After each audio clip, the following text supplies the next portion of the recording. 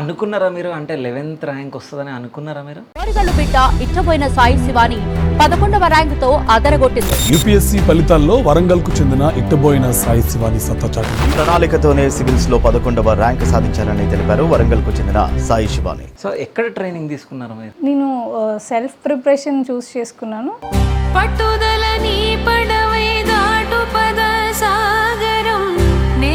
ప్రిపరేషన్లో first attempt రానప్పుడు కూడా ఏమైనా నాకు కోచింగ్ లేకపోవడం వల్ల లోపమేమో అని చెప్పి చాలా అడిగారు, ఢిల్లీకి వెళ్ళొచ్చు కదా మరి అని. నాకు మాత్రము ఢిల్లీకి వెళ్ళాల్సినంత పని లేదు, నేను డీల్ చేసుకోగలుగుతాను ప్లాన్ చేసుకొని అని నా మొండి పట్టుదలతోనే నేను ఇంట్లో కూర్చొని ప్రిపేర్ అయ్యాను. మట్టిలో తేమ ఉంది నమ్మితే రేపునిది. ఎట్లాంటి క్వశ్చన్స్ అడిగారు మీకు? భగవద్గీత మెన్షన్ చేశాను కాబట్టి సో నా మైండ్ సెట్ ఎట్లా ఉంది భగవద్గీత పట్ల, గాడ్ అంటే ఏంటి చెప్పు, చిన్న పిల్లవాడికి నువ్వు గాడ్ అంటే ఏమని చెప్తావు, ఇప్పుడు సంభవామి యుగే యుగే అంటారు, దేవుడు అవతరిస్తాడు అధర్మం పెరిగినప్పుడు, ఇన్ని జరుగుతున్నా ఎందుకు రావట్లేదు మరి దేవుడు? అంటే మీకు మాక్ ఇంటర్వ్యూలో అనుకుంటా ఈ సారీ గురించి అడిగారు. I was quite impressed by the sari that you're wearing. What sari is this? So this is a cotton silk saree. And what kind of a motif it is having? So it's a floral motif. Me time table ఎట్లా ఉంటుండే daily? And ఈ ప్రాసెస్లో నాకు group 1 21 rank వచ్చింది Telangana state. So దాని యొక్క formalities జరుగుతున్నాయి. Okay. So ఈ జర్నీ మొత్తంలో ఎప్పుడైనా మీరు ఎమోషనల్ అయ్యింది, ఏదన్నా బాధపడింది, అంటే ఏదైనా కష్టాలు వచ్చి? మనం ఏదైనా చేస్తే బాగుండు, మనకి ప్యాకేజెస్ వచ్చేస్తాయి, మదర్ అండ్ ఫాదర్ అందరూ హ్యాపీగా ఉంటారు కదా, బట్ మనం ఇంకా డిపెండ్ అవుతున్నామే అన్న ఫీలింగ్ వచ్చింది. బట్ అది ఎప్పుడు వచ్చినా సరే అది ఒక టెంపరీ థింగ్ అని నేను మళ్ళీ నాకు నేను చెప్పుకున్నాను. ఎప్పుడైనా ఏడవడం జరిగిందా కలెక్టర్ గారు? చాలాసార్లు. ఓకే.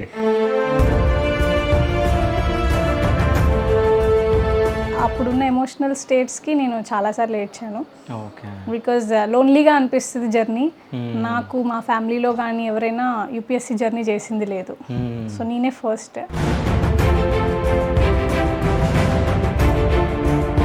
ఫోన్ వాడుతున్నానా? నేను ఎక్కువ ఫోన్స్ రిసీవ్ చేసుకోను, మెసేజెస్కి రిప్లై ఇవ్వను, but WhatsApp and other social media accounts నాకు లేవు.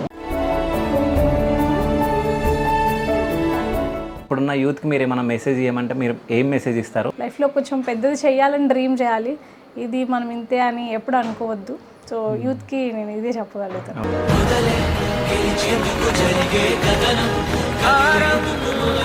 మన ఇంటర్వ్యూ మొత్తంలో మీరు మధ్యలో ఒక మాట అన్నారు, నేను అది తీసుకోలేకపోతున్నా, నాకు బాధ అనిపిస్తుంది. ఏమన్నారంటే సార్ అని పిలుస్తున్నారు నన్ను. అసలు సార్ అని పిలవకుండా మీరు నాకన్నా హై పొజిషన్లో ఉన్నారు, సో మేమే మిమ్మల్ని మేడం అని పిలవాలి.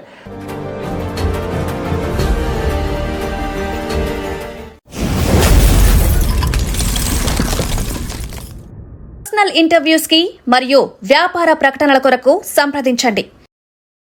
Hi, welcome to Shiva studios. నేను మీ శివ చౌదరి. సో రీసెంట్గా సివిల్స్ రిజల్ట్స్ రావడం జరిగింది.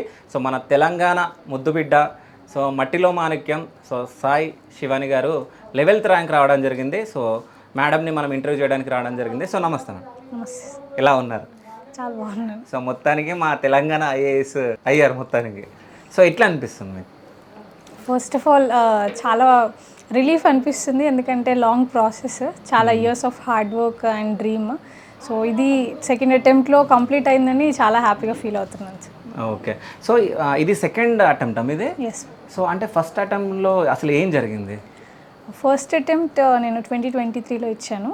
అప్పుడు ప్రిలిమ్స్ నాకు ఫ్యూ మార్క్స్తో కట్ ఆఫ్ మిస్ అయిపోయింది. సో ఫస్ట్ స్టేజ్లోనే నేను ఎలిమినేట్ అయిపోయా లాస్ట్ ఇయర్ ప్రాసెస్లో. దెన్ సెకండ్ అటెంప్ట్లో ఈసారి ర్యాంక్ వచ్చేసింది. కానీ అంటే చాలామంది 4th 5th 6th time attend చేసి దాని తర్వాత ర్యాంక్ రావడం జరిగింది. సో మీకు సెకండ్కే రావడం జరిగింది. అసలు ప్రాసెస్ ఎట్లా ఉంటుంది? ఈ ప్రాసెస్ అంతా ఒక 1.5 year జరుగుతుందండి. ఓకే. ఫస్ట్ ప్రిలిమినరీ ఎగ్జామ్ అంటారు, అది ఆబ్జెక్టివ్ టైప్ ఉంటుంది. అండ్ ఇక్కడ చాలా ఫిల్టర్ అయిపోతాము. ఒక 12 lakh క్యాండిడేట్స్ అప్లై చేస్తే ఓన్లీ ఒక 14,000 to 15,000 సెలెక్ట్ అవుతారు. 12 lakhs అప్లై చేస్తే? ఎస్. ఓకే. సో అది సెలెక్ట్ అయిపోయాక మెయిన్స్ ఎగ్జామ్ ఉంటుంది. దానికి ఒక 3 months గ్యాప్ ఉంటుంది మనకి. సో ఇది చాలా హెక్టిక్ ప్రాసెస్. దీంట్లో ఏంటంటే మనం చాలా hand written exam, subjective exam ఇది. Okay. So morning and afternoon papers ఉంటాయి.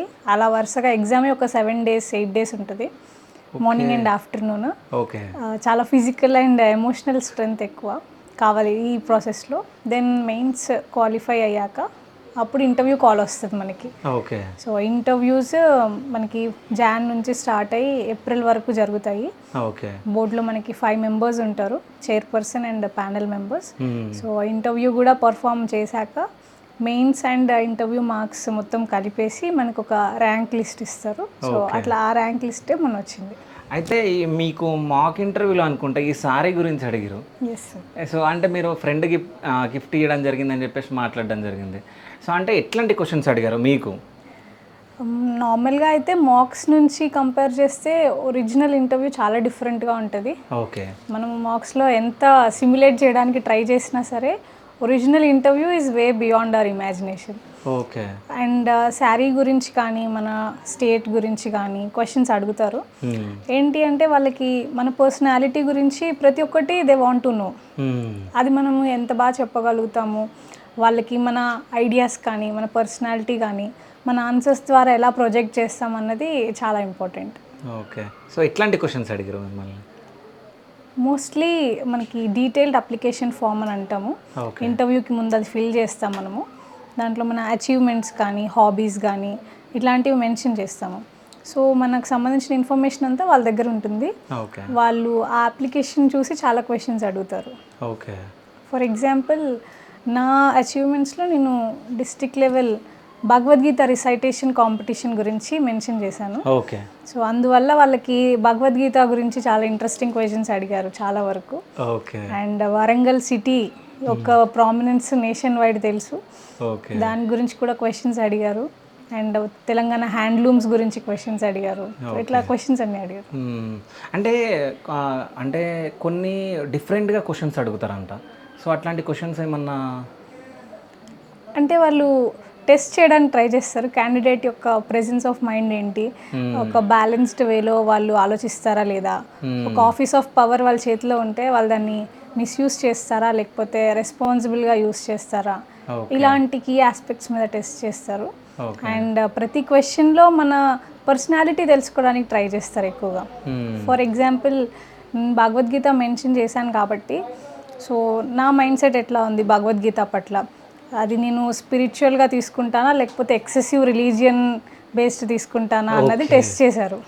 సో గాడ్ అంటే ఏంటి చెప్పు, చిన్న పిల్లవాడికి నువ్వు గాడ్ అంటే ఏమని చెప్తావు, ఇప్పుడు సంభవామి యుగే యుగే అంటారు, దేవుడు అవతరిస్తాడు అధర్మం పెరిగినప్పుడు, ఇన్ని జరుగుతున్నా ఎందుకు రావట్లేదు మరి దేవుడు, ఇట్లాంటి క్వశ్చన్స్ అడిగారు నన్ను. ఓకే. అంటే టెస్ట్ చేస్తున్నారు వాళ్ళు, అంటే ఇట్లాంటి మాటలు మాట్లాడితే ఎట్లా రియాక్ట్ అవుతారని చెప్పేసి. ఎస్. సో మాక్ ఇంటర్వ్యూకి దీనికి చాలా డిఫరెంట్ అనిపించింది మీకు. సో అక్కడికి ఇక్కడికి డిఫరెన్స్ ఏంది అసలు? మాక్ ఇంటర్వ్యూస్కి వచ్చేటప్పటికి మనకి క్వశ్చన్ ఆన్సర్ టైప్ అయిపోతుంది. వాళ్ళు కొన్ని క్వశ్చన్స్ అడుగుతూ ఉంటారు, మనం ఆన్సర్ చెప్తాము. అది కాన్వర్జేషన్ లాగా ఉండదు. ఇప్పుడు మీరు మాట్లాడుతుంటే మనము జెన్యున్గా ఒకటి తెలుసుకోవాలని మాట్లాడుతున్నాము. అవును. అది ఒరిజినల్ ఇంటర్వ్యూలో అలా ఉంటుంది. ఓకే. మాక్ ఇంటర్వ్యూస్కి వచ్చేటప్పటికి మనం ఏం నేర్చుకుంటామంటే ఒక ఎస్టీమ్డ్ ప్యానెల్ మెంబర్తో మనం ఎట్లా బిహేవ్ చేయాలి. ఇంతవరకు మనం అంతా సీనియర్ బ్యూరోక్రాట్తో కూర్చొని ఉండము. అవును. సో ఆ ఎటికెట్ ఏంటి, మేనరిజం ఏంటి, ఎట్లా ఆన్సర్ చేయాలి, ఇవన్నీ మాక్స్లో నేర్చుకుంటాము.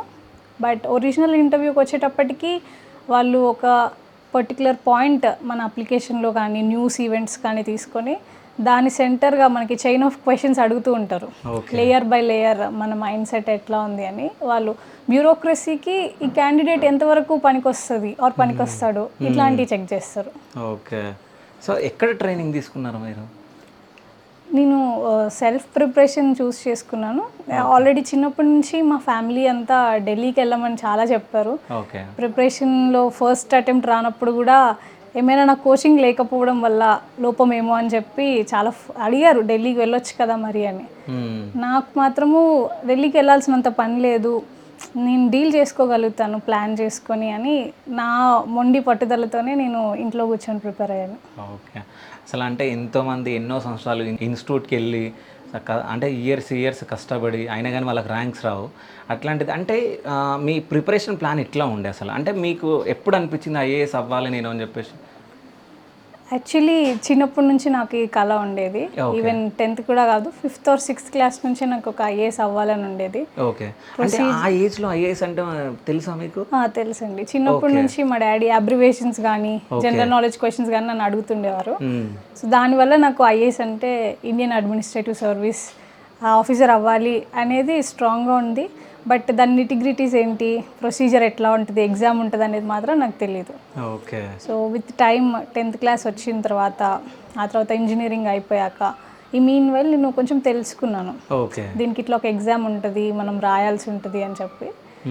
అండ్ ఆ తర్వాత నేను కరోనా బ్రేక్లో ఎగ్జామ్ ప్యాటర్న్ గురించి బాగా రీసెర్చ్ చేశాను. ఓకే. సో అప్పుడు ఎలాగో నాకు ఫ్రీ టైం దొరికింది కాలేజ్ నుండి. సో ఆన్లైన్లో నేను టాపర్ స్టాక్స్ కానీ స్ట్రాటజీ వీడియోస్ అవి చూశాను. అప్పుడు నేను నా ఆప్షనల్ సబ్జెక్ట్ ఆంథ్రోపాలజీ కంప్లీట్ చేసుకున్నాను ఆ పీరియడ్లో. ఓకే. సో దాని తర్వాత 2022లో నా గ్రాడ్యుయేషన్ కంప్లీట్ అయిపోయింది. అప్పుడు జాబ్ టేకప్ చేయాలా లేకపోతే ఆల్రెడీ హాఫ్ ప్రిపేర్ అయిపోయాను కదా ఆంథ్రోపాలజీ, ప్రిపరేషన్ ఫుల్ ప్లెజ్డ్గా చేద్దామా అని ఆలోచించాను. సో అప్పుడు మా ఫ్యామిలీ అంతా కూడా నువ్వు హాఫ్ డిస్టెన్స్ వచ్చావు కాబట్టి కంప్లీట్ చేసే జాబ్ అవసరం లేదు అని నాకు చాలా సపోర్ట్ ఇచ్చారు. సో దానివల్ల నేను 22 నుంచి ప్రిపరేషన్ ఫుల్ ప్లెజ్డ్గా స్టార్ట్ చేస్తాను. ఓకే.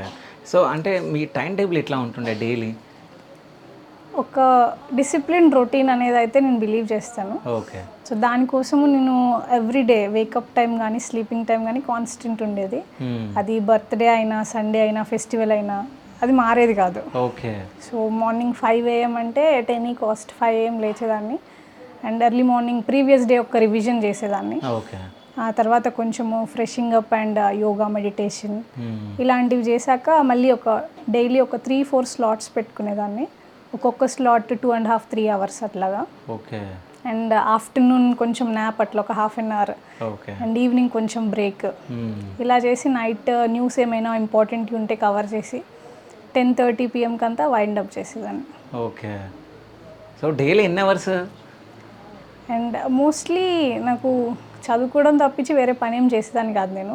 ఓకే. మధ్య మధ్యలో నాకు ఇష్టమైన హాబీస్ బుక్ రీడింగ్ కానీ, పెయింటింగ్, యోగా ప్రాక్టీస్ చేసేదాన్ని. బట్ ఓవరాల్గా అయితే 6 to 8 hours రెగ్యులర్గా చదివేదాన్ని. Okay. As and when exams approach అయినట్టు.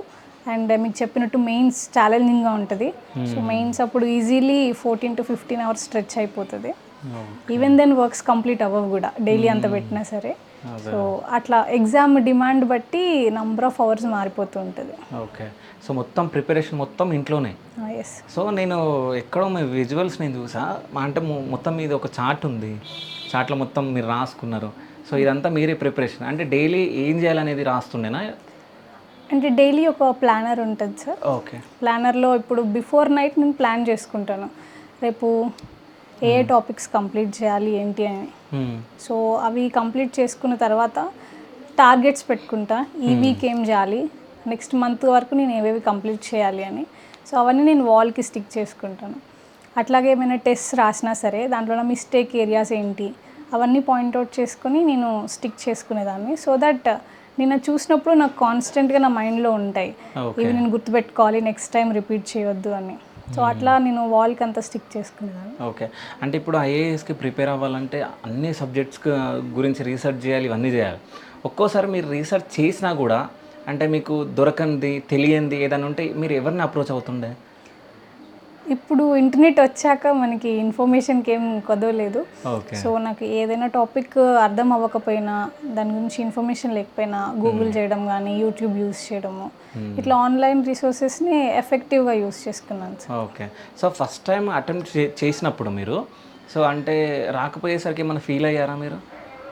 డెఫినెట్లీ అయ్యానండి. ఎందుకంటే చిన్నప్పటి నుంచి అకాడమిక్ రికార్డ్ నాది బాగుండే. అండ్ ఇది కూడా నాకు చిన్నప్పటి నుంచి ప్యాషనేటెడ్ ఫీల్డ్. సో నాకు అంత ప్యాషన్ అండ్ హార్డ్ వర్క్ కూడా ఈక్వల్లీ పెట్టాను అప్పుడు కూడా. డిస్పైట్ దట్ రాకపోయేసరికి కొంచెం డిసప్పాయింటింగ్ ఉండే. అండ్ మరి నెక్స్ట్ రాద్దామా అన్న డైలమా కూడా వచ్చింది. బికాజ్ నేను అంత ఫెయిర్గా చదివినప్పటికి కూడా నాకు రాలేదు అంటే మేబీ ఇది ఈవెన్ టఫర్ ఏమో అని ఒక సెల్ఫ్ డౌట్ అయితే వచ్చింది డెఫినెట్లీ. ఓకే. బట్ అప్పుడు ఐ లుక్ బ్యాక్, ఏమైనా మిస్టేక్స్ ఉన్నాయేమో, ఇంతకుముందు కంటే ఒకసారి బెటర్గా ట్రై చేద్దాము అనుకున్నాను. మదర్ అండ్ ఫాదర్ అండ్ మా ఫ్యామిలీ ఫ్రెండ్స్ కూడా నన్ను చాలా పుష్ చేశారు, నెక్స్ట్ టైం తప్పకుండా వచ్చేస్తుంది రాయి అని. ఓకే. సో ఆ కాన్ఫిడెన్స్తో మళ్ళీ ఎగ్జామ్ రాశాను. సో అంటే మీరు ఏ సబ్జెక్ట్కి ఎక్కువ టైం తీసుకున్నారు? చాలా సబ్జెక్ట్స్ ఉంటాయండి యాక్చువల్లీ, ఎందుకంటే నేను ఇంజనీరింగ్ బ్యాక్గ్రౌండ్ నుంచి వచ్చాను. ఇక్కడంతా హ్యూమానిటీస్ ఉంటాయి, పాలిటీ, ఎకానమిక్స్ అని, జాగ్రఫీ, ఇవన్నీ స్కూల్తోనే ఖతం అయిపోయాయి. సో మళ్ళీ వాటిని అంతా ఫ్రెష్గా చదవాలి. ఇనీషియలీ ఎకనామిక్స్ అండ్ పాలిటీ కొంచెం టైం తీసుకున్నాయి, మనకి టచ్ లేని సబ్జెక్ట్స్ కాబట్టి. ఆ తర్వాత రెగ్యులర్గా వాటిని రివిజన్ చేయడము, షార్ట్ నోట్స్ ప్రిపేర్ చేసుకోవడము, number of tests, previous year questions attempt చేయడము, ఇలాంటివి చేసిన తర్వాత మెల్లమెల్లగా సబ్జెక్ట్ ఫౌండేషన్ సాలిడ్ అయిపోయింది. ఓకే. సో అంటే ఎవరైనా మీకు సపోర్ట్ చేశారా? అంటే మీ టీచర్స్ కానీ ఎవరైనా కాలేజ్ నుంచి కానీ స్కూల్ నుంచి కానీ, అంటే నువ్వు గుడ్ స్టూడెంట్, అంటే నువ్వు చేయగలవు అది అని చెప్పి వెనుక నుంచి పుష్ చేసిన వ్యక్తులు ఎంతమంది? పుష్ అయితే చేశారు సార్, బట్ ఏంటంటే they always respected my privacy. నాకు పర్సనల్ నెంబర్ కూడా నేను మెయింటైన్ చేయలేదు. బట్ డిస్పైట్ దట్ మా ఫాదర్ నెంబర్కి కానీ మదర్ నెంబర్కి కానీ కాల్ చేసి చాలా సపోర్ట్ ఇచ్చేవాళ్ళు నాకు, మా స్కూల్ టీచర్స్. ఇప్పటికీ కూడా వాళ్ళు చెప్తుండే, ఆల్రెడీ నేను ఫస్ట్ టైం క్లాస్లో చూసినప్పుడే మాకు అనిపించింది ఇట్లాంటి డే వస్తుందని, అండ్ ఇవాళ అది నిజమైందని వాళ్ళు కూడా they are feeling so happy and proud. కానీ నిజం చెప్తున్నా, నేను మీ ముందు కూర్చొని ఇంటర్వ్యూ చేస్తుంటే నేను నిజంగా ఐఏఎస్ అంటే అయిపోయారు మీరు అన్నట్టు. అంటే మన తెలంగాణలో మీరు ఐఏఎస్, ఇప్పుడు నేను ఇంటర్వ్యూ చేస్తున్నట్టే ఆ ఫీలింగ్ వస్తుంది. అంటే మీ శారీలో, ఆ లుక్లో, అంటే మీరు మాట్లాడే విధానంలో, అంటే వాళ్ళు చిన్నప్పుడే చూసి వాళ్ళు అనుకున్నారంటే నాకు ఇప్పుడు అనిపిస్తుంది అది. సో అలా సో ఇంత కష్టపడ్డారు, సో కష్టానికి ప్రతిఫలం లభించింది. సో ఈ కష్టం వెనకాల ఇంకా ఇద్దరు కష్టాలు ఉన్నాయి, అదే అమ్మ నాన్న. సో అమ్మ నాన్న వాళ్ళు ఎంత కష్టపడి మిమ్మల్ని చదివించారు, అంటే అసలు బ్యాక్గ్రౌండ్ ఏంటి అంటే అమ్మ నాన్న వాళ్ళది? మా family and mother and father వచ్చేటప్పటికి ఏదైనా సరే మా ఫాదరే మాకు, అండ్ పెద్దగా వెనకాల ఫ్యామిలీ బ్యాక్గ్రౌండ్ ఏమీ లేదు. So normal middle class family. And మా ఫాదర్ చిన్నప్పటి నుంచి మెడికల్ రిప్రజెంటేటివ్గా వర్క్ చేస్తున్నారు. అండ్ ఇనీషియలీ డాడీకి బిజినెస్ లాసెస్ కూడా వచ్చినాయి ఖమ్మంలో చదువుకున్న డేస్లో. బట్ డిస్పైట్ దట్ మా ఫాదర్ చాలా స్ట్రాంగ్ కంబ్యాక్ తెచ్చుకున్నారు. అందుకు మా డాడీ నాకు బిగ్గెస్ట్ ఇన్స్పిరేషన్. అంత హార్డ్ టైమ్స్లో కూడా మాకు మంచి స్కూల్స్లో, మంచి కాలేజెస్లో క్వాలిటీ ఎడ్యుకేషన్ ఇప్పించారు. అండ్ ఇప్పటికీ కూడా ఎడ్యుకేషన్ విషయానికి వచ్చేటప్పటికి ఎట్లాంటి కాంప్రమైజ్ తీసుకోరు. ఇంతకుముందు చెప్పినట్లు ఇనీషియల్ అటెంప్ట్స్లో నాకు రాకపోయేటప్పటికి మా డాడీ కూడా కొంచెం కోపంగా ఉండే, నువ్వు ఢిల్లీకి ఎందుకు వెళ్ళట్లేదు, వెళ్ళి తీసుకోవచ్చు కదా, ఏదన్నా మిస్టేక్స్ ఉన్నాయేమో అని చెప్పారు. బట్ నా వాల్యూకి వాళ్ళు రెస్పెక్ట్ ఇచ్చేసి సర్లే ఓన్గానే ప్రిపేర్ అవ్వు అని ఫైనల్లీ ఒప్పుకున్నారు. అండ్ మా మదర్ వచ్చేటప్పటికి she is a house wife.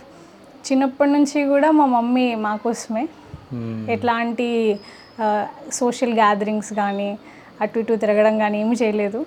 ఇంట్లోనే ఉంటూ మాకు చిన్నప్పటి నుంచి చదువు మీద చాలా ఇంట్రెస్ట్ కల్పించారు. అండ్ ఎడ్యుకేషనల్ వీడియోస్ కానీ ఎడ్యుకేషనల్ మూవీస్ కానీ బాగా మాకు రిఫర్ చేసేది మా మమ్మీ. అండ్ ప్రిపరేషన్ టైంలో కూడా మొత్తం ఇల్లు మొత్తాన్ని మా మమ్మీ చూసుకునేది, నేను ఎట్లాంటి పని చేయలేదు. అండ్ నాకు టైం టు టైం స్నాక్స్ కానీ ఫుడ్ కానీ అంతా నా దగ్గరికి వచ్చేసేది. అండ్ మా మమ్మీ సపోర్ట్ లేనిదే నేను అసలు ఈ జర్నీ ఊహించుకోలేను. సో స్కూలింగ్, ఇంటర్ ఇది మొత్తం ఎక్కడ జరిగింది మీది? నా స్కూలింగ్ ఖమ్మంలో జరిగిందండి. 5th and 6th and 7th వివేక భారతి స్కూల్లో చదువుకున్నాను. అండ్ భగవద్గీత ఇంట్రెస్ట్ నాకు అక్కడి నుంచే స్టార్ట్ అయింది. మాకు స్కూల్ మార్నింగ్ ప్రేయర్స్లో భగవద్గీత శ్లోకాలు చెప్పేవాళ్ళు. ఒక్క శ్లోకం? సో 2nd చాప్టర్లో శ్లోకం ఇదే నేను ఇంటర్వ్యూలో కూడా చెప్పాను. ఇట్స్ యోగస్థా కురు కర్మాణి సంగం త్యక్త్వ ధనంజయ సిద్ధ సిద్ధ్యో సమో భూత్వా సమత్వం యోగ ఉచ్యతే. మీనింగ్? దీని మీనింగ్ ఏంటంటే అర్జునుడు ఎప్పుడైతే డైలమాలో ఉన్నాడో కృష్ణుడు చెప్తాడనమాట, నువ్వు పాసిబిలిటీ అవుతుంది అవ్వదు అనే ఇంటెన్షన్ పక్కన పెట్టేసి నీ ఎఫర్ట్స్ నువ్వు పెట్టు, సక్సెస్ ఆఫ్ ఫెయిల్యూరో ఏది వచ్చినా సరే దాన్ని ఈక్వల్గా ట్రీట్ చేయి, అట్లా ఈక్వల్గా ట్రీట్ చేసే క్వాలిటీనే యోగా అని కృష్ణుడు చెప్పాడు. ఇది మీకు కనెక్ట్ అయింది కదా మీరు చదువుకునేటప్పుడు? ఎస్ సార్, చాలా పర్సనలీ నాకు చాలా కనెక్ట్ అయ్యాను. అందుకే ఇంటర్వ్యూలో కూడా నా ఫేవరెట్ శ్లోకం చెప్పమంటే నేను ఇదే చెప్పాను. ఓకే. సో ఇన్ని ఎగ్జామ్స్ రాసేటప్పుడు ఏదన్నా ఒక డే అంటే మీరు అన్నారు ఒక 1 వీక్ అంతా ఎగ్జామ్ ఉంటుంది, మొత్తం రిటర్న్ ఎగ్జామ్ అని చెప్పడం జరిగింది, ఆబ్జెక్టివ్ కాకుండా. సో ఆ టైంలో ఎప్పుడైనా సో ఏంది ఎగ్జామ్స్ ఏంది, మనము చదువుకుంది ఏంది, మనం చేస్తుంది ఏంది, అట్లాంటి ఫీలింగ్ ఏమన్నా? మోర్ దాన్ దట్ సార్, నాకేంటంటే చాలా మెంటలీ అండ్ ఫిజికలీ ఛాలెంజింగ్ ఉంటుంది మెయిన్స్. ఓకే 3 అవర్స్ ఆ టెంపరేచర్స్లో మార్నింగ్ ఈవినింగ్ రాయాలంటే ఫిజికల్ స్ట్రెంగ్త్ చాలా ఇంపార్టెంట్. ఓకే బట్ నాకు అప్పుడు హ్యాండ్ రిస్ట్ చాలా పెయిన్ వచ్చేసేది, నెక్ పెయిన్ వచ్చేది. అంటే ఇది అందరికీ వస్తుంది, నాకు ఒక్కదానికి స్పెషల్ కాదు. బట్ డిస్పైట్ దట్ అవన్నీ కంప్లీట్ చేశాక పేపర్స్ అన్నీ ఆన్ టైంలో విత్ ద క్వాలిటీ ఆన్సర్స్ అన్నీ కంప్లీట్ చేశాక అప్పుడు వచ్చిన సాటిస్ఫాక్షన్ నాకు రిజల్ట్ డే రోజు కూడా అనిపించలేదు. ఓకే సో అంత సాటిస్ఫాక్షన్ వస్తుంది మనం అంత హార్డ్ వర్క్ పెట్టి అనుకున్నట్టు ఎగ్జిక్యూట్ చేశాక 100% నా ఎఫర్ట్స్ ఇచ్చేసా అని ఆ కంటెంట్మెంట్ కానీ ఆ సాటిస్ఫాక్షన్ కానీ అదే ఆ రిలీఫ్ వస్తుంది. చాలా. అంటే ఎగ్జామ్ అయిపోయాక అందరు వెళ్ళిపోతున్నా సరే నేను నా డెస్క్ దగ్గర అలా కూర్చొని నా పెన్ క్యాప్ క్లోజ్ చేసుకొని అంత గ్రేట్ సాటిస్ఫాక్షన్ పొందాను ఆ రోజు. ఓకే సో అనుకున్నారా మీరు అంటే 11th ర్యాంక్ వస్తుందని అనుకున్నారా మీరు? 11th నేను ఎక్స్పెక్ట్ చేయలేదు సార్. ఓకే బట్ నేను పెట్టిన ఎఫర్ట్స్కి నేను టాప్ 50లో వస్తుందని చాలా బిలీవ్ చేశాను. Okay but 11 is something bigger. Okay results రోజు అసలు అంటే మార్నింగ్ లేవగానే మీరు ఏమనుకున్నారు ఈరోజు రిజల్ట్స్ అసలు ఏంటని ఏమైనా టెన్షన్ ఉండేనా? ఆబ్వియస్గా ఉంటుంది సార్, ఎందుకంటే ఇది 1 year 1.5 year కాదు, చిన్నప్పటి నుంచి ఉన్న డ్రీమ్ అండ్ పాస్ట్ 3 years నుంచి నేను దీని మీదనే ఉన్నాను. So it's a mix set of emotions. And ఈ ప్రాసెస్లో నాకు గ్రూప్ 1 21 ర్యాంక్ వచ్చింది తెలంగాణ స్టేట్. సో దాని యొక్క ఫార్మాలిటీస్ జరుగుతున్నాయి. ఓకే సర్టిఫికేట్ వెరిఫికేషన్ అని, మెడికల్ టెస్ట్ అని, ఇట్లాంటి ఫార్మాలిటీస్ జరుగుతున్నాయి. రిజల్ట్ వీక్ అని తెలుసు మాకు, యూపీఎస్సీ రిజల్ట్స్ ఎనీ టైం వచ్చేస్తాయి అని. సో 22nd రోజు నాకు మెడికల్ టెస్ట్ ఉండే Osmania hospital for group 1. Okay so early morning 4 o'clockకి మేము వెళ్ళిపోయినాము. ఓకే ఆ రోజే రిజల్ట్ డే అని కూడా మాకు తెలుసు, బట్ మనకు ఒకటి వచ్చింది కాబట్టి మనము అటెండ్ అవ్వాలి అని చెప్పి మెడికల్ టెస్ట్కి వెళ్ళాను. బై 1 o'clock మెడికల్ టెస్ట్ అంతా వైండప్ అయిపోయింది. సో లంచ్ ఆఫ్టర్ మేము ఇంకా క్యాంపస్ వదిలేసి వద్దాము అనే టైంలో రిజల్ట్స్ వర్ అవుట్ 2 PM అట్లా. అండ్ ఫస్ట్ మా ఫాదర్ చూశారు.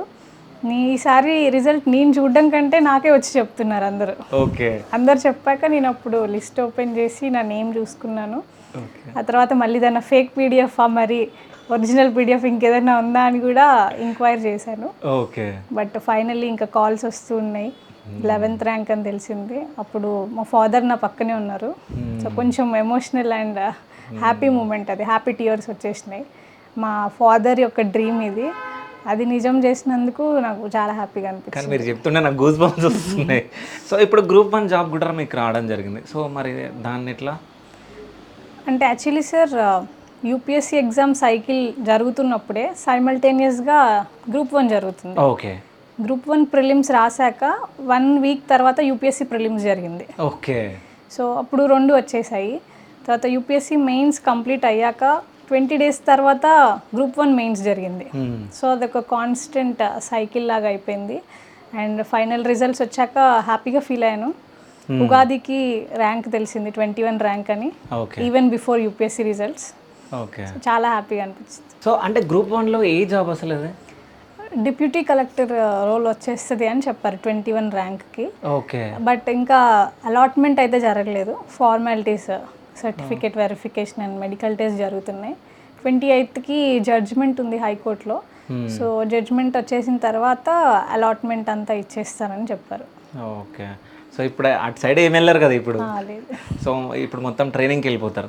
ఇప్పుడు ఐఏఎస్ ట్రైనింగ్ ఎన్ని డేస్ ఉంటుంది? మోస్ట్లీ 1 year ఉంటుంది సార్. 1 year. ఈ 1 yearలో అసలు ఏముంటుంది, ఏం నేర్పిస్తారు వాళ్ళు? బ్రాడ్గా తెలుసా, స్పెసిఫిక్స్ అన్ని తెలీదు. ఓకే బట్ లాల్ బహదూర్ శాస్త్రి అకాడమీకి వెళ్తాం లబాస్నా, దట్స్ ఇన్ ముసోరి. అక్కడికి వెళ్ళాక అడ్మినిస్ట్రేషన్ ఎలా చేయాలి అనే దాని గురించి చాలా క్లాసెస్ ఉంటాయి. సీనియర్ బ్యూరోక్రాట్స్ వస్తూ ఉంటారు. అట్లాగే ఫీల్డ్ ట్రిప్స్ తీసుకెళ్తారు all over India, different government offices కానీ ప్లేసెస్ కానీ తీసుకెళ్ళి అసలు కంట్రీ ఎట్లా వర్క్ అవుతుంది, మేము ఫ్యూచర్లో ఎట్లాంటి వర్క్ చేస్తాం అనే దాని గురించి ట్రైనింగ్ ఇస్తారు. ఓకే సో దాని తర్వాత అలాట్మెంట్ ఇస్తారు 1 year తర్వాత. సో అక్కడ ట్రైనింగ్లో ఎవరు ఎక్కువ అంటే పర్ఫామ్ ఎవరు ఎక్కువ బాగా చేస్తే వాళ్ళకు అట్లా ఉంటుందా లేకుంటే ఎలా ఉంటుంది? లేదు సార్, ఇప్పుడు వచ్చిన ర్యాంక్తోని మన స్టేట్లో వేకెన్సీస్ ఏమున్నాయి, రిజర్వేషన్స్ ఎట్లా ఉన్నాయి, ఇవి చూసి మనకి సర్వీస్ అండ్ క్యాడర్ ఇచ్చేస్తారు. ఓకే. ఆఫ్టర్ ట్రైనింగ్ మనకి అలాట్ చేసిన స్టేట్ ఏదైతే ఉందో ఇంకా మన సర్వీస్ ఆ స్టేట్లోనే. ఓకే. సో ఆ స్టేట్కి మనకి పోస్టింగ్ ఇస్తారు, అది కూడా ఒక ట్రైనింగ్లో పార్ట్. సో అది అయిపోయాక నుంచి మనకి రెగ్యులర్ కెరియర్ స్టార్ట్ అయిపోతుంది. ఓకే. సో ఈ జర్నీ మొత్తంలో ఎప్పుడైనా మీరు ఎమోషనల్ అయ్యింది, ఏదన్నా బాధపడింది, అంటే ఏదైనా కష్టాలు వచ్చి, అంటే ఫైనాన్షియల్గా ఏమన్నా ఇబ్బందులు కానీ ఇట్లాంటివి ఏమన్నా ఎదుర్కొన్నారా మీరు? డెఫినెట్లీ సార్, ఎందుకంటే like my friends and peers నేను జాబ్ టేకప్ చేయలేదు. కాన్స్టెంట్లీ ఆ గిల్టీ ఫీలింగ్ ఉండేది, మమ్మీ డాడీ మీద నేను డిపెండ్ అవుతున్నాను, నాకు క్వాలిఫికేషన్ ఉన్నా సరే ఏం వర్క్ చేయట్లేదు, ఇంట్లో ఉంటున్నా అని.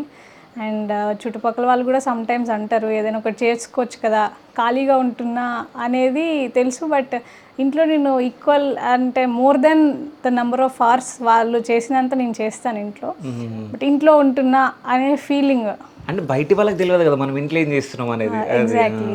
సో వాళ్ళ ఫీలింగ్ ఎట్లా ఉండేనంటే ఇంట్లోనే టైం పాస్ అన్నట్టుండే, బట్ నేను వాళ్ళు బయటకు వెళ్ళి వర్క్ చేసేదానికంటే నేను ఎక్కువ నెంబర్ ఆఫ్ అవర్స్ వర్క్ పెట్టాను ఇంట్లో కూడా.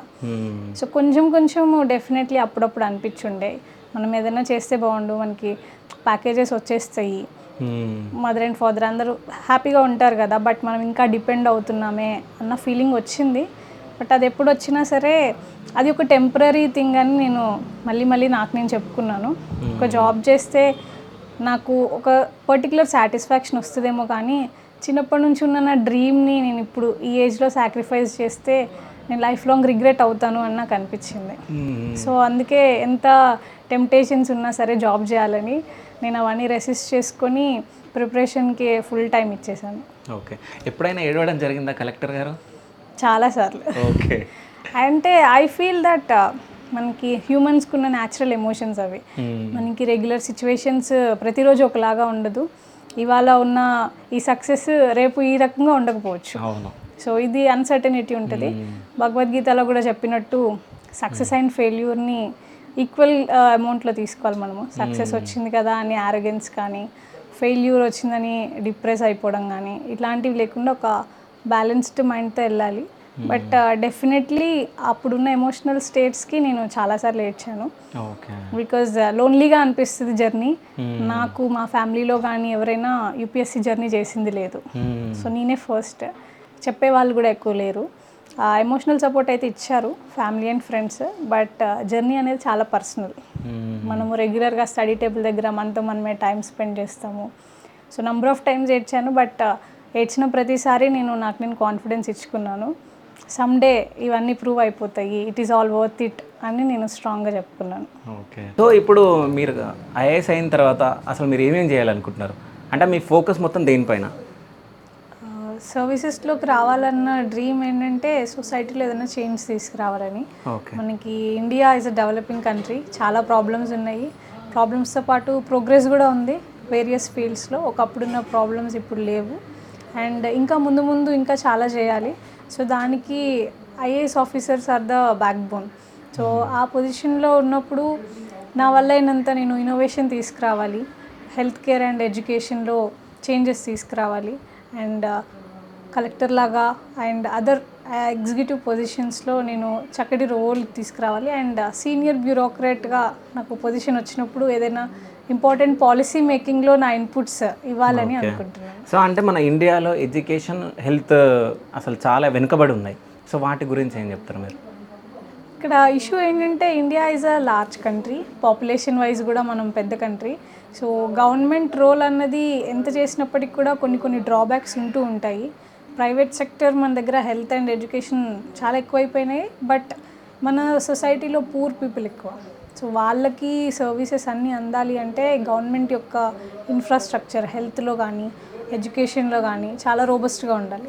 సో దానికోసం మనకి చాలా ఎఫిషియెంట్ ఆఫీసర్స్ అవసరము, అండ్ ఆల్సో లేటెస్ట్ టెక్నాలజీ ఏదైతే ఉందో అది గవర్నమెంట్ స్కూల్ పిల్లలకు కూడా రావాలి, గవర్నమెంట్ హాస్పిటల్స్లో కూడా రావాలి. సో ఇలాంటి మార్పులు మనం తీసుకొచ్చినప్పుడు మనము చాలామంది పీపుల్ని పావర్టీ నుంచి అప్లిఫ్ట్ చేయగలం. అయితే మీరు ప్రిపేర్ అయిన ఇన్ని రోజులలో 20,000 పెన్నులు అయిపోగొట్టారంట, నిజమేనా? లేదు, అబ్సల్యూట్లీ రాంగ్. ఓకే. 20,000 పెన్నులు ఏమి అయిపోలేదు. పెన్స్ చాలా అయిపోతాయి, బుక్స్ చాలా అయిపోతాయి, టైం కూడా చాలా అయిపోద్ది. But 20,000 is a wrong number. నేను ఎప్పుడు కౌంట్ కూడా చేయలేదు. ఓకే, చాలా పెన్స్ అయిపోతాయి, బట్ అది నాకు హ్యాపీనెస్ ఇస్తుంది, నేను ఇంత వర్క్ కూడా చేశాను అని. ఓకే.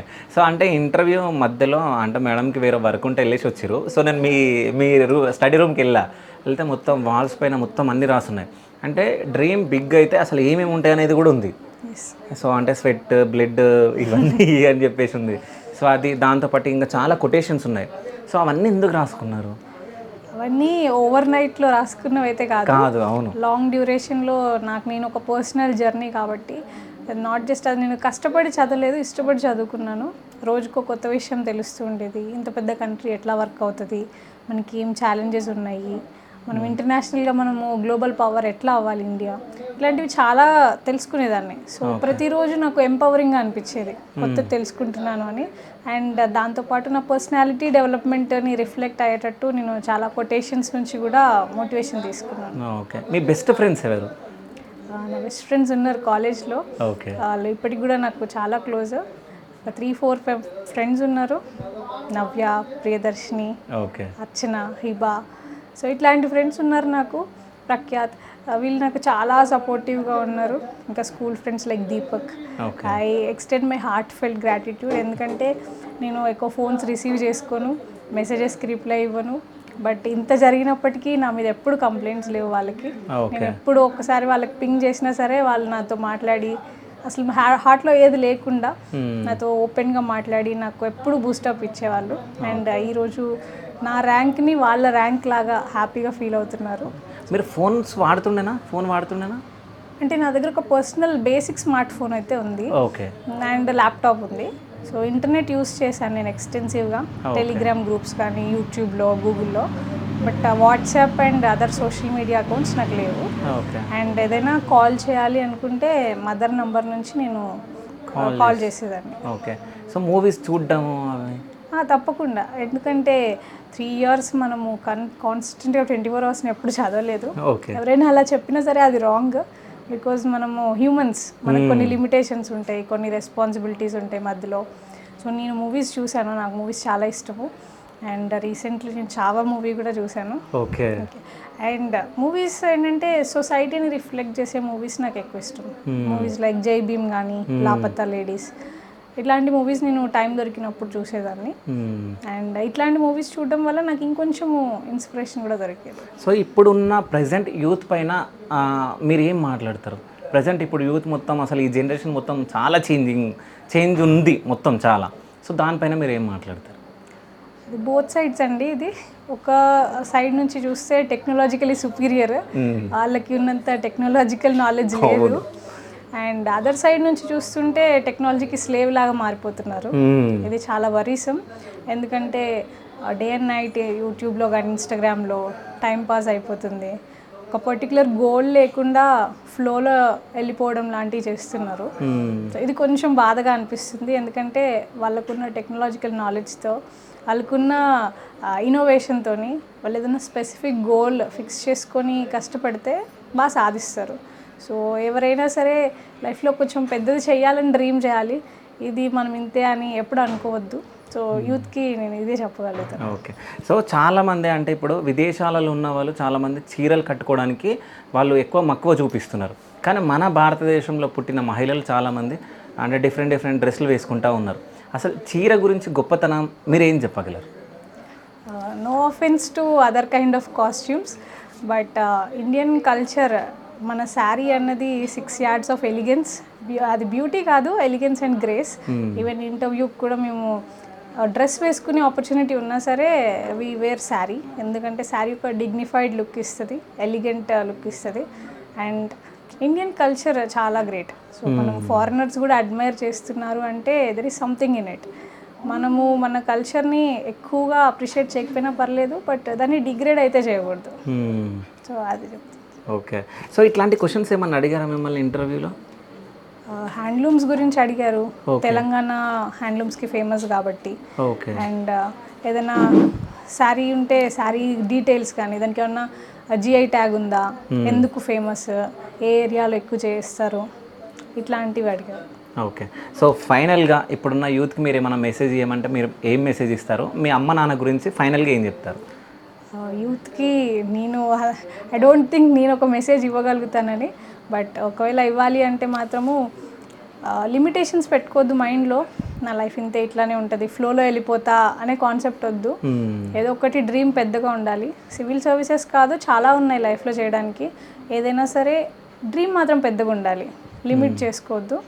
ఆబ్స్టకిల్స్ ఆబ్వియస్గా వస్తాయి, ఎంత పెద్ద డ్రీమ్కైనా ఎంత చిన్న డ్రీమ్కైనా. బట్ డైలీ డిసిప్లిన్డ్ రొటీన్తోని మనం ఎఫర్ట్స్ పెట్టి ముందుకెళ్ళాలి. అండ్ మదర్ అండ్ ఫాదర్ అందరికీ సపోర్టివ్గా ఉండకపోవచ్చు ఒక్కొక్కసారి, బట్ మన వర్క్ వల్ల వాళ్ళు మార్పు వస్తుంది వాళ్ళ బిహేవియర్లో కూడా. మనం బాగా కష్టపడుతూ ఉన్నట్టు కనిపిస్తే వాళ్ళు కూడా ఏదో ఒక రోజు మన డ్రీమ్ అర్థం చేసుకొని సపోర్ట్ చేస్తారు. ఓకే. సో అంటే మన ఇంటర్వ్యూ మొత్తంలో మీరు మధ్యలో ఒక మాట అన్నారు, నేను అది తీసుకోలేకపోతున్నా. నాకు బాధ అనిపిస్తుంది. ఏమన్నారంటే సార్ అని పిలుస్తున్నారు నన్ను. అసలు సార్ అని పిలవకుండా మీరు నాకన్నా హై పొజిషన్లో ఉన్నారు. సో మేమే మిమ్మల్ని మేడం అని పిలవాలి. So thank you so much. అంటే ఇంత బిజీ షెడ్యూల్లో కూడా, అంటే ఇప్పుడు 7 o'clockకి ఫ్లైట్ ఉంది, అయినా మనకు ఇంటర్వ్యూ ఇచ్చి ఇంత సమయాన్ని కేటాయించినందుకు thank you so much ma'am. Thank you so much. Thank you.